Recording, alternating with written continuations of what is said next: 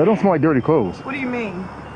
I'm about to show you. They've been sitting there for months and months and months and months and months. You got to open that up all the way. What is that? Huh? What is that? Dirty things? No. Pull it out.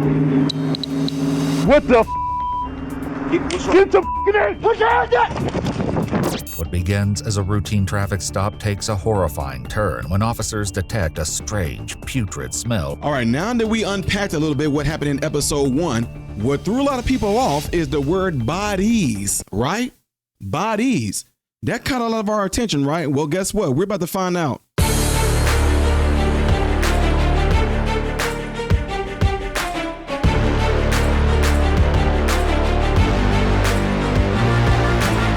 What's going on, everybody? Welcome to the channel. I'm Ty Smith. You're watching my channel, Model Renaissance Man. I'm greatly appreciative of it for you doing that.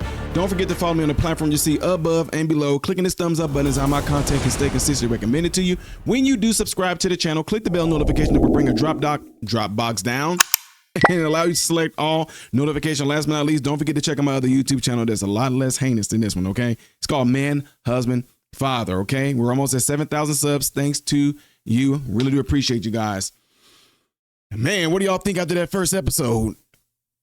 Yeah, I mean, guys, like I said, I like when you guys are interactive and y'all participate. I really am asking you, what do you think? That's not rhetorical. I want you to answer in the comment section while you're watching this. Pause it real quick. Answer in the comment section and kind of let me know what you think after this first episode, man. This is just like bizarre. Now, I'm going to tell y'all before we get into the second one, that second lady with the, with the bonnet on, she don't seem like she's all the way there. Like, she seemed like she don't know what's going on. She just seemed to be out of it. And the woman did say she was mentally retarded, mentally ill. She's slow, which I really do believe that she is as well. But nevertheless, ladies and gentlemen, I'm not going to lollygag anymore because I told you the attention span is not that great amongst people no more. We're watching stuff, and these are some of the longer episodes that I'm pumping out. But this is by demand of you for me to cover more things, to talk about more things like this, since it is I guess, what'd you call it? Watching crime, true crime things is a big old part of my winding down at night, having a little snacks, cheese, and grapes, things like that before heading to bed, whatever. So let's get ready to get into the second portion of this, folks, and find out what happened and what went down. And again, viewer discretion is advised. Here we go. That don't smell like dirty clothes. What do you mean? I'm about to show you.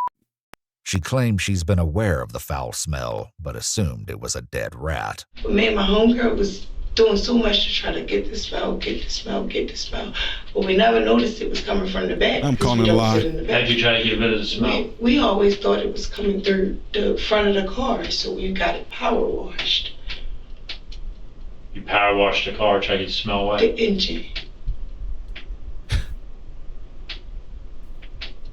Power wash no darn engine. You starting to understand why this sounds a little ridiculous? Mm-hmm. After speaking with detectives, investigators note it was clear that BB was mentally challenged and had no knowledge of the incident. Like I They thought. contact her mother and arrange for her to be taken home. As for Nicole, her vague story isn't enough to satisfy investigators, given the second horrifying discovery made at the crime scene. Whoa, second horrifying discovery. Second. I want you to help me out to find out how these children ended up like this. Okay. Okay? Children? Mm-hmm. Both? Mm-hmm. Children? She act like, children? More than one. Then she said both. How'd you know the number, ma'am? It's crazy. Yeah, ain't nobody gonna feel sorry The for you. discovery of a second child came only after homicide detectives began sorting through Nicole's belongings, though the signs had been present from the very start. Me and my kids literally living in the car, like, we speeding around with the bodies in my car. It was okay. And the whole time I had them. In a black and yellow plastic bin buried beneath the bags and the suitcase containing the little girl were the aged remains of a small boy. Hey. The child's body had been wrapped in blankets and placed in multiple layers of trash bags, similar to the girl. Their relation to Nicole comes as even more of a shock. Do you recognize this person at all? Who's that? Who is that? Their mother. Their mother. First she said my kids. Oh, it's their mother. Hold on. That's their mother? Mm-hmm. Who were they? And that's when I had him. If you look at him when I had him, So that's who? That's Jocelyn. And that's who? Remember? Okay. Yo, hold on, y'all. Let me do something here. Man, that's crazy. When you look at him when she had him and when I had him, you probably got this picture off her page, but it definitely came from mine. Okay. Because if you look at him when she had him, they were very not taken care of. Don't. If you look at him when I had him, they were very well taken care of. 7-year-old Jocelyn Marie James Johnson and 5-year-old Larry Darnell O'Neill were each left in Nicole's care 2 years ago by her sister Deshelle, who claimed she was unable to care for them at the time.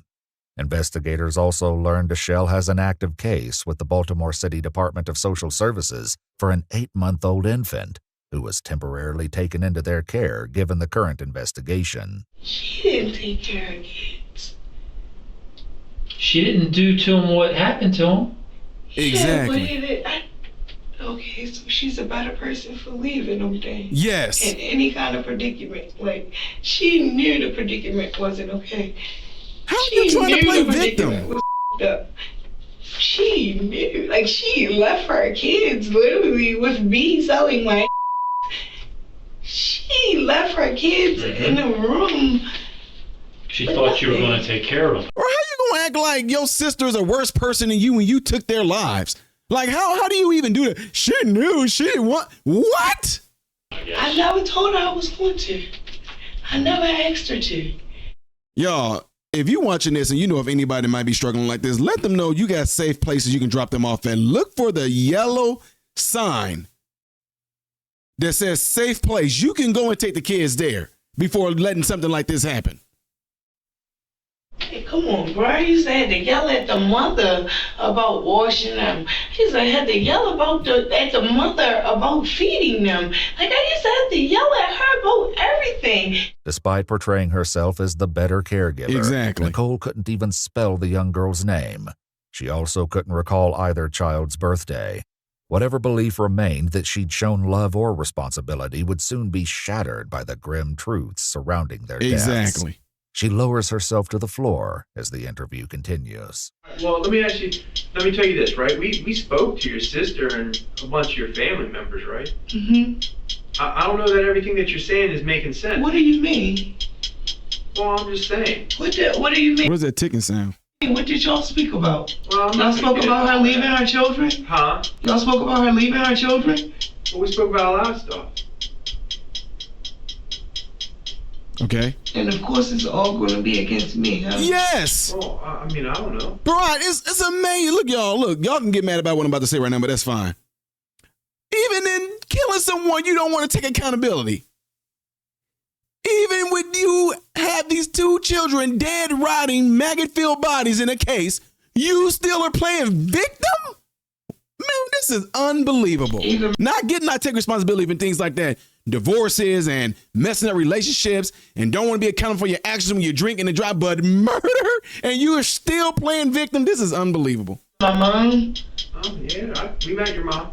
He tells Nicole he won't discuss his conversations with her family, then steps out to check on her paperwork, leaving her alone to imagine what they may have shared behind her back.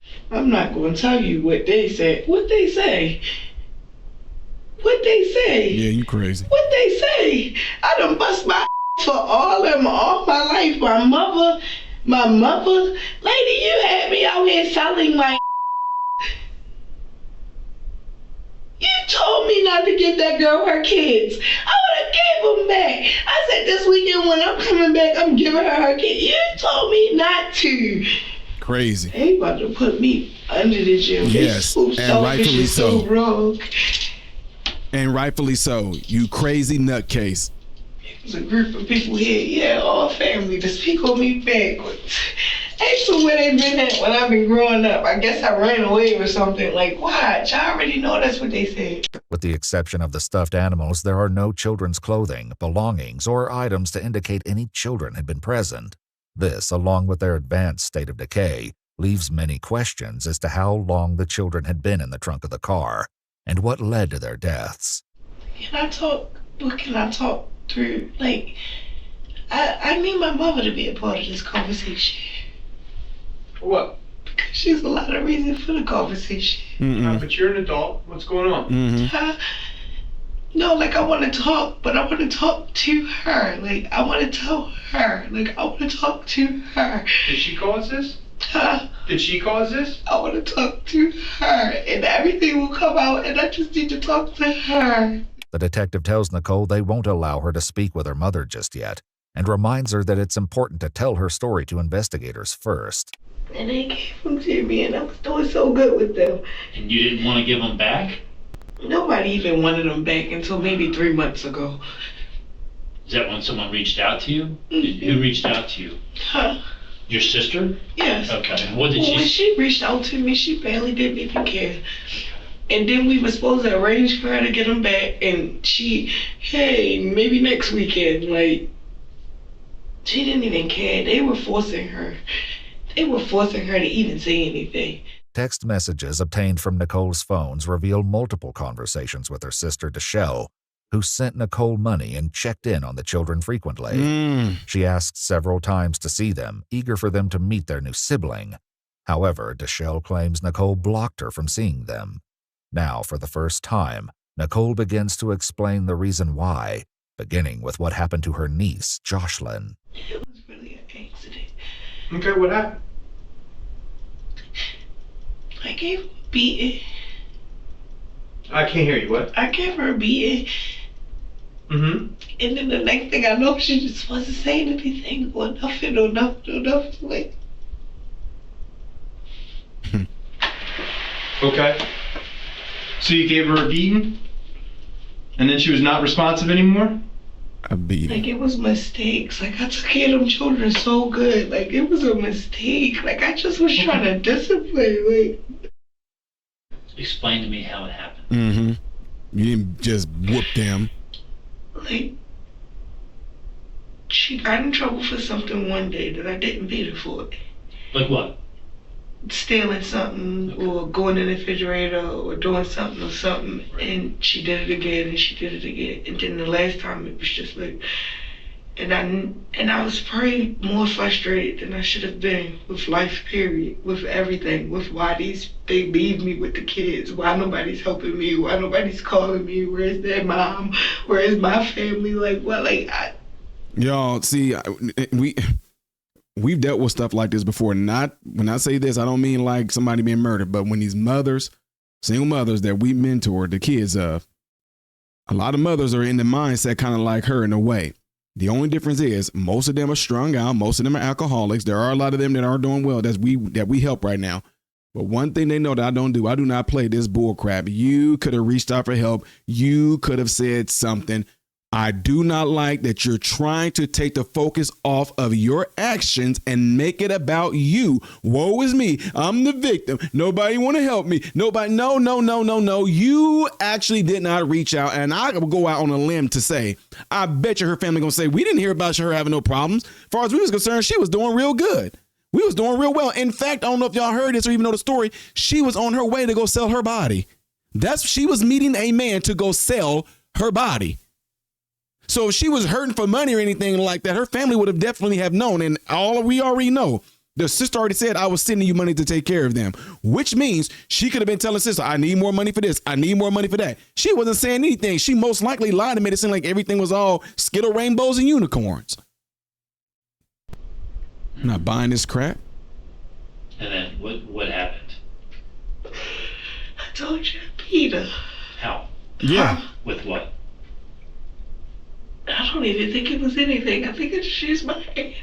Investigators interviewed a resident at one of the hotels Nicole frequented, who reported that Nicole often used harsh language and regularly cursed at the children, particularly the girl. Another witness recalled hearing Nicole abusing Jocelyn through the thin walls and, at times, hearing the child yelling for her to stop. You were upset because she was taking things. Guys, I'm telling y'all right now, something like this, call the police. Ty, but you said you're one that's for spanking. Yes, I am one for spanking. And yes, you can whoop a kid, but now, all that. Even if it was me and you call the police will show up. They might show up with social services or something like that. Who knows? They will check the child out. If they see that there's no crazy, out of control bruising or beating marks like on their face, on their chest, on their back and all that, they gonna check them out the hospital, send them back home and like they just got a spanking. Ty, no, it's not. Yes, it is how it happens. We've dealt with this quite a lot, and that's what they do. I've had numerous police officers on panels who will tell you they dealt with this, and they'll tell the, hey, you better start acting right. They'll start talking. The police will start talking to the kid. You better start doing what mom and daddy say, okay? Because you can be in trouble. If you feel that they are being abused and you see something and you hear something, say something. Like from the refrigerator and stuff.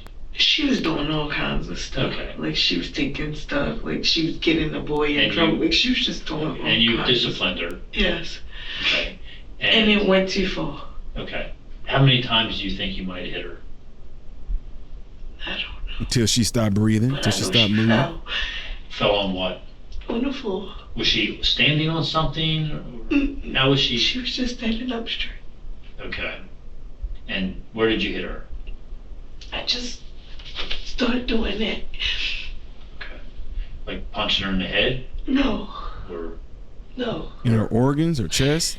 Like, I think I maybe slapped her in the face, but I didn't punch her in the head. Like, it was more like me hitting on her body, and then she fell. How did she fall? Backwards? Forwards? Sideways?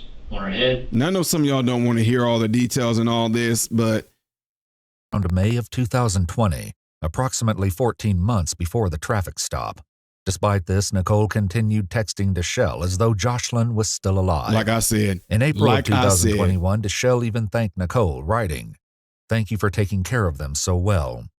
Nicole admits she continued traveling from hotel to hotel, carrying the young girl in the suitcase, eventually storing her in the trunk of the car. Jocelyn's body arrived at the medical examiner's office still wrapped in a comforter that contained a cigarette butt. Numerous bruises were found on her body, but an exact cause of death could not be determined due to the advanced stage of decomposition.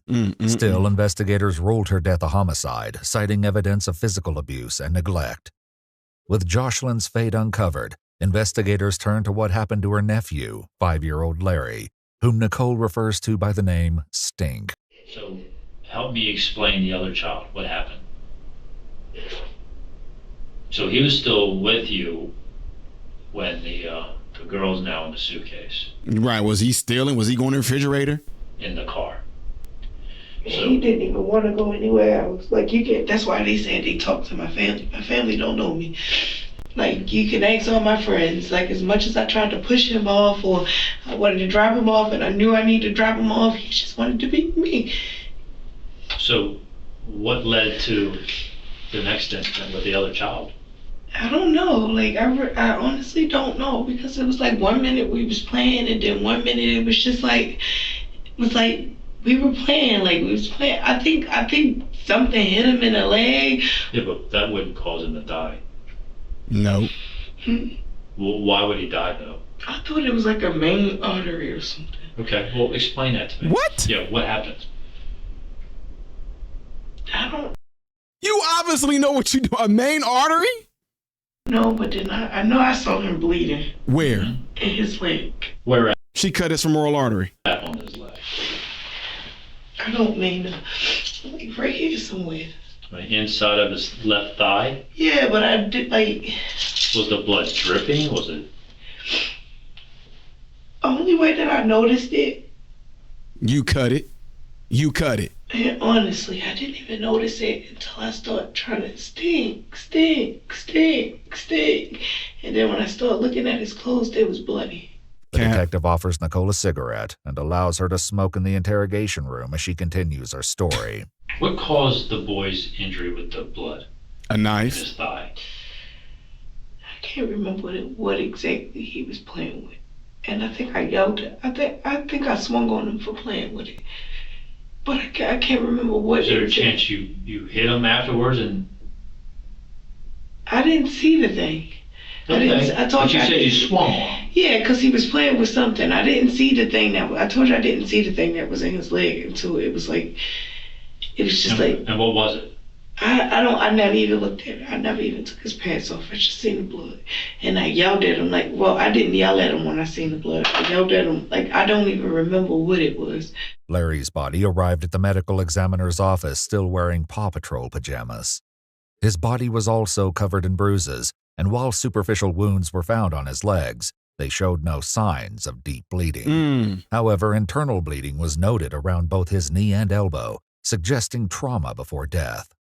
Like his sister, Larry's advanced state of decomposition made it impossible to determine an exact cause of death. Wow. Although she claims not to know exactly what caused his injury, she clearly remembers what happened next. He was just like getting drowsy, like just getting drowsy. Like the last thing he said. So the last thing he said? What, he want his mommy? He said, "Honey, can you lay me down?" What's that? He said, "Can I lay him down?" Can you lay him down? Yes, because he was sitting up in the chair. And he said, "Oh, nigga, can you lay me down?" And I said, "Yeah, honey." And I went to smoke, and I turned back around, and it was like, stay. And he would not answer me. Don't act like you didn't know what you did or what you were doing after you already took his sister out. Like it's another surprise that he's not moving. It's another surprise that he's immobile. Where did you lay him down at?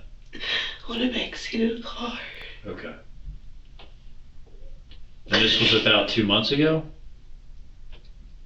Or was it more? This month is what? Well, it's the very end of July. I think May. Okay. May, About 2 June, months. July. 3 months. Been sitting there for months and months and months and months and months. In June of 2021, Nicole sent a video to her friend showing the black and yellow tote in the back of her car and spoke about getting odor absorber. According to Nicole, the child would have already been deceased at this time and would soon join his sister in the trunk of the car. Investigators later discovered that neither child had ever seen a doctor in Maryland, had never been enrolled in school, and neither had been reported missing.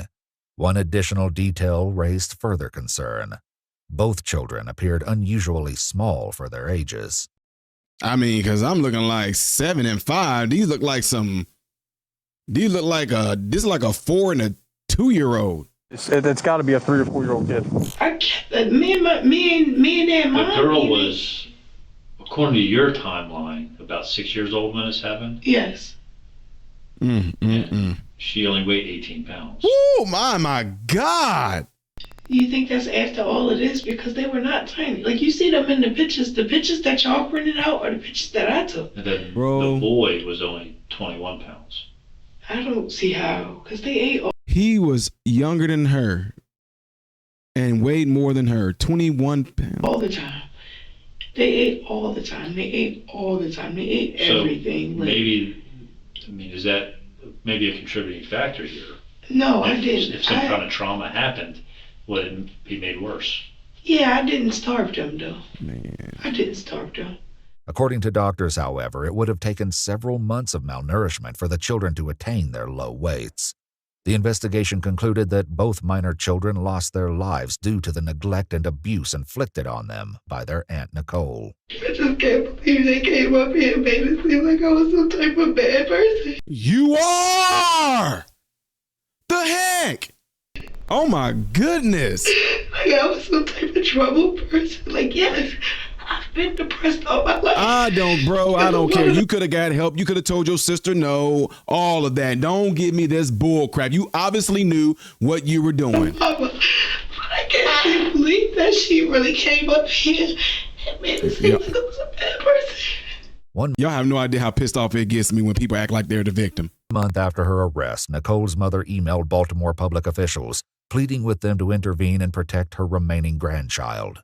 The email additionally criticized social workers and Deschelle for not safeguarding the children.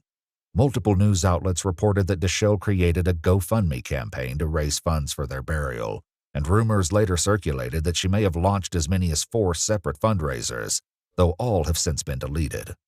Following her arrest, 33-year-old Nicole Michelle Johnson was held without bond and later indicted on 14 criminal counts. The charges included 2 counts each of first-degree child abuse resulting in death, first-degree child abuse involving severe physical injury, second-degree child abuse, second-degree assault, neglect of a minor, failure to report the death of a minor, and unauthorized disposal of a body. She ultimately pleaded guilty on August 13, 2024 to 2 counts of first-degree child abuse resulting in death.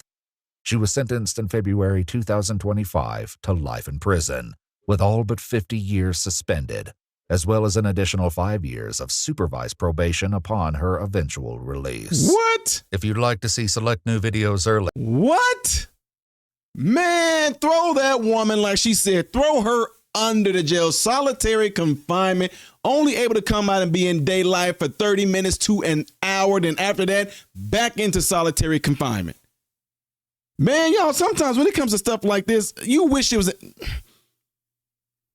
Woo! Lord help me. Because this type of thing like this, do to her what she did to them. Do to her what she did to them. And it just kills me to the core when they act like they are the victim. When I was living, my mama did. And now you are a grown woman. You knew exactly what you were doing. There were emails, there were texts. You knew how to use a phone. You knew how to ask for help. You knew what you were doing. You were going to go and sell your body. You were with a girl that you knew was mentally retarded. She didn't know what was going on. You brought her into it. You packaged those kids up like that. Wrapped them in several layers of plastic and blankets and stuff, asking about getting rid of odors. You obviously knew what you were doing. And then to sit there and try to play victim. I don't know why they would say such bad things about me. I'm really not a bad person. Y'all. People out there are absolutely nuts. And again, if y'all either, I'm getting so messed up, my words are not even coming out right. If you suspect that somebody may be getting abused, say something about it. Even if you're not sure, call anonymously, okay? Call anonymously, because you never know. You could be saving somebody's life. If you are an individual and you know that somebody have kids and they talk about how they struggle with it and they have a hard time, they talk about these kids are driving them crazy, try to find some way to possibly get them some help mentally, because you don't want a person to lose it and the kids end up being the ones that have to pay for it. Trust me when I tell you this. Look out for the children. And if it's neighbors or cousins or friends that you know that are going through it, talk with them. See what it is, how you can possibly relieve them. Not so they can go and live their best life or no stupid stuff like that, but so no harm will come to the children. Ladies and gentlemen, this is concluding the story of this right here. I do want to know what y'all thoughts are on the second part of this, right? Don't forget to do what y'all see in this animation right here that will greatly help the channel. The next video that I will be doing will have no relation to this. It's going to be up there. Things I did as of yesterday that you may have missed will be right here. I am Ty Smith, Modern Renaissance Man, hoping and praying that every last one of you have food, shelter, and clothing. Most of all, praying every last one of you guys in great health, mentally, physically, emotionally, spiritually. God bless you all through Jesus.